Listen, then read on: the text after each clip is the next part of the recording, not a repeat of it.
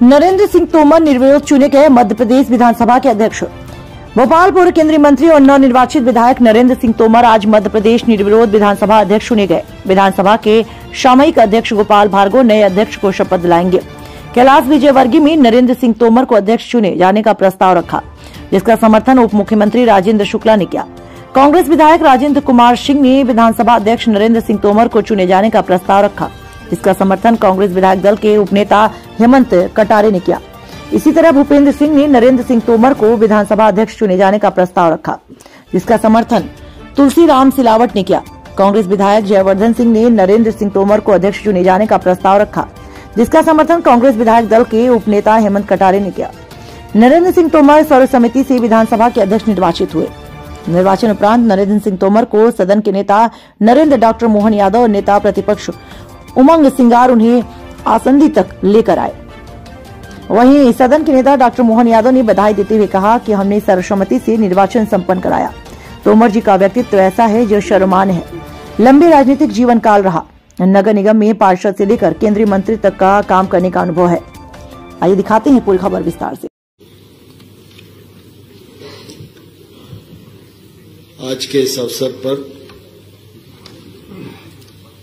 माननीय मुख्यमंत्री श्री मोहन यादव जी,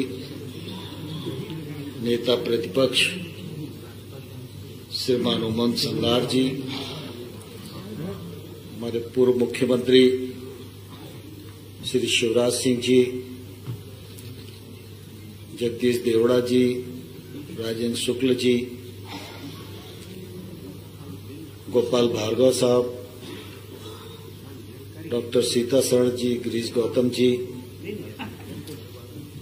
श्रीमान राजेंद्र सिंह जी, श्रीमान रामनिवास रावत जी, श्रीमान हेमंत कटारे जी, श्रीमान अजय बिश्नोई जी, श्रीमान कैलाश विजयवर्गीय जी, श्रीमान प्रहलाद पटेल जी, श्रीमान राकेश सिंह जी, श्रीमान विसाऊलाल जी और इस अवसर पर उपस्थित सदन के सभी सदस्यगण, यह पहला सत्र है। सभी लोग अपने अपने निर्वाचन क्षेत्र से चुनकर आए हैं। मैं आप सबका हृदय से बहुत बहुत स्वागत करता हूं, बहुत बहुत अभिनंदन करता हूं। मुझे बहुत प्रसन्नता है कि जब विधानसभा के अध्यक्ष पद के निर्वाचन का समय आया, उस समय पक्ष और विपक्ष दोनों ने मिलकर सर्वसम्मति से चयन किया। इसके लिए मैं भारतीय जनता पार्टी, कांग्रेस पार्टी और सभी सदस्यों का हृदय से बहुत बहुत आभार प्रकट करता हूं और उन्हें धन्यवाद देना चाहता हूं। अभी 2 दिन लगातार हमारे सदन के वरिष्ठतम सदस्य श्रीमान गोपाल भार्गव जी ने प्रोटेम स्पीकर के रूप में अपने दायित्व का निर्वहन किया।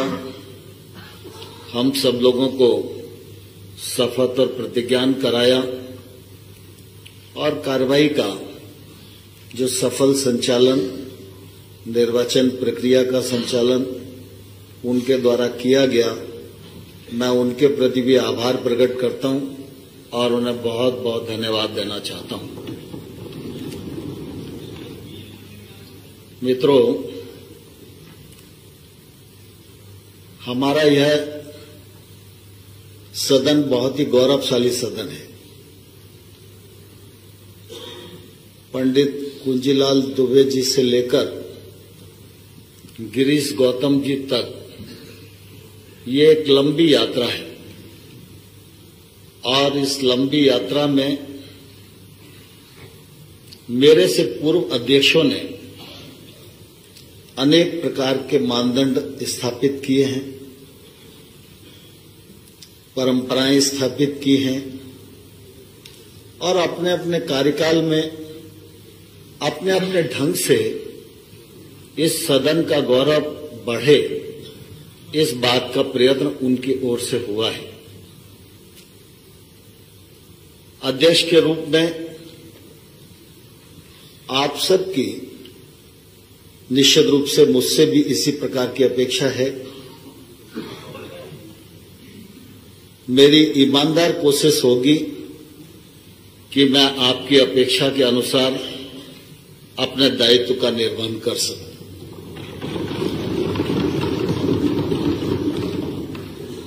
मेरे निर्वाचन के पश्चात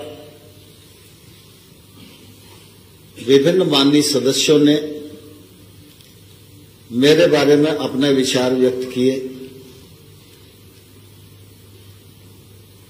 मुझे नहीं मालूम कि मैं उन विचारों के योग्य हूं अथवा नहीं, लेकिन मैं इतना जरूर जानता हूं कि अगर आपके मन में ऐसा भाव मेरे प्रति है जो आपके द्वारा व्यक्त किया गया, तो मेरी ये जवाबदेही है मैं उस भाव का सम्मान करूं और उसको निभाने की पूरी कोशिश करूं। हम सब सार्वजनिक जीवन में हैं। सार्वजनिक जीवन में व्यक्ति पहले मैदान में काम करता है, फिर किसी संस्था या संगठन से जोड़ता है, और जब वो संगठन उसको अवसर देता है तो वो जनप्रतिनिधि के रूप में अपनी भूमिका का निर्वाह करता है। लेकिन हम संगठन में काम करें या जनप्रतिनिधि के रूप में काम करें, हम सबका उद्देश्य एक ही होता है, जन समस्याओं का निराकरण, राज्य का सर्वांगीण विकास और संतुलित विकास। लोकतंत्र की एक खूबसूरती है कि पक्ष है तो विपक्ष भी है, और पक्ष के बिना विपक्ष अधूरा है और विपक्ष के बिना पक्ष अधूरा है, ये भी हम सब लोग भली प्रकार से जानते हैं। पक्ष और विपक्ष लोकतंत्र के दो पाए हैं। दोनों पाए को मजबूती के हिसाब से कदम से कदम, कंधे से कंधा मिलाकर चलना, इसी में हम सब लक्ष्य तक मिलकर पहुंच सकते हैं। मुझसे यह भी अपेक्षा की गई है कि मैं प्रतिपक्ष के सदस्यों को अधिक समय दूं। सत्ता पक्ष के मेंबर्स ने भी अपेक्षाएं व्यक्त की हैं, लेकिन मैं इतना जरूर आप सबको कहना चाहता हूं, इस आसंदी पर रहते हुए मेरी कोशिश ये रहेगी कि मेरी निगाह और नजर हर सदस्य पर रहे और जो हक उसे मिलना चाहिए उस हक से वो वंचित न हो, यह निश्चित रूप से मेरी कोशिश रहेगी। मुझे प्रसन्नता है इस बार विधानसभा में बहुत सारे नए सदस्य भी चुनकर आए हैं। उन नए सदस्यों को वरिष्ठ सदस्यों का सहकार मिले, उनका आशीर्वाद मिले, उनके सानिध्य में वो सीख सकें, इस बात की भी जिम्मेवारी हम सब वरिष्ठ सदस्यों को मैं समझता हूं लेनी चाहिए। हमारे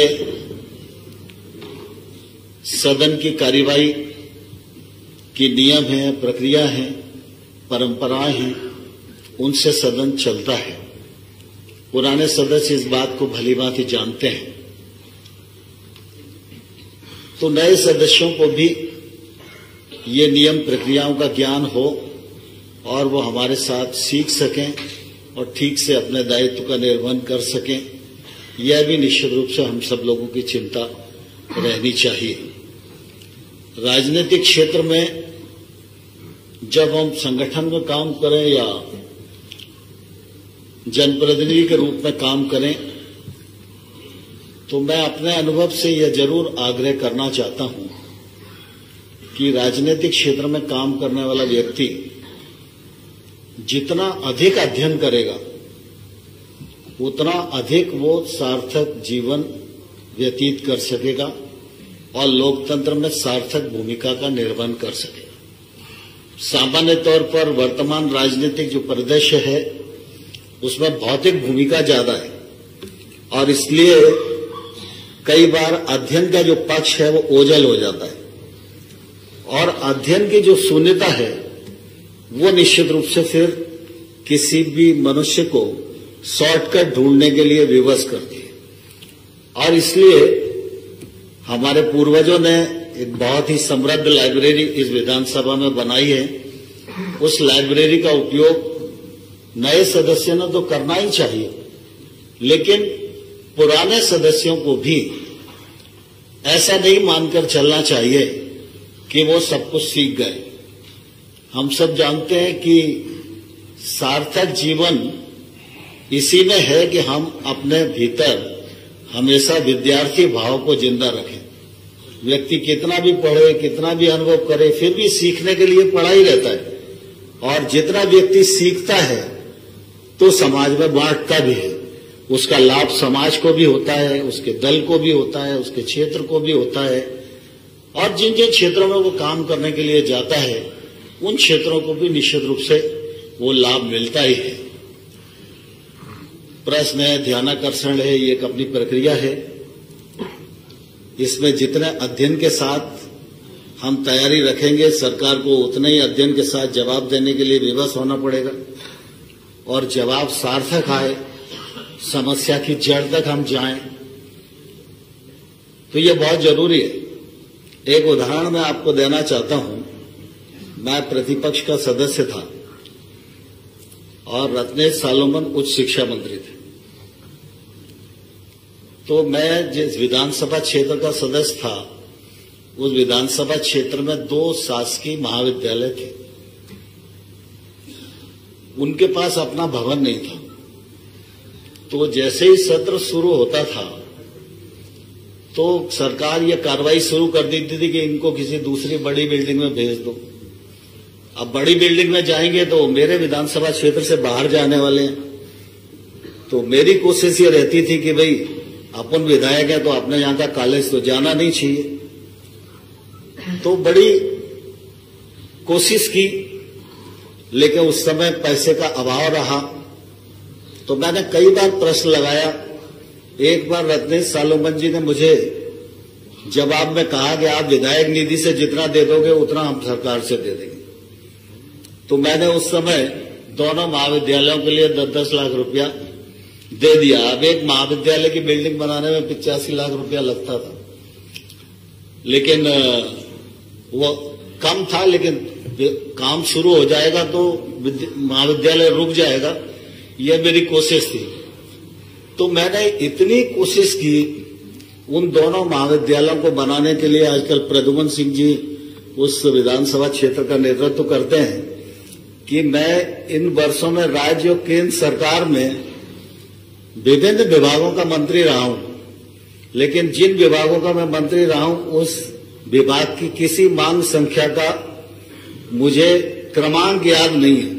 लेकिन उच्च शिक्षा विभाग की उस कालखंड में मांग संख्या 44 होती थी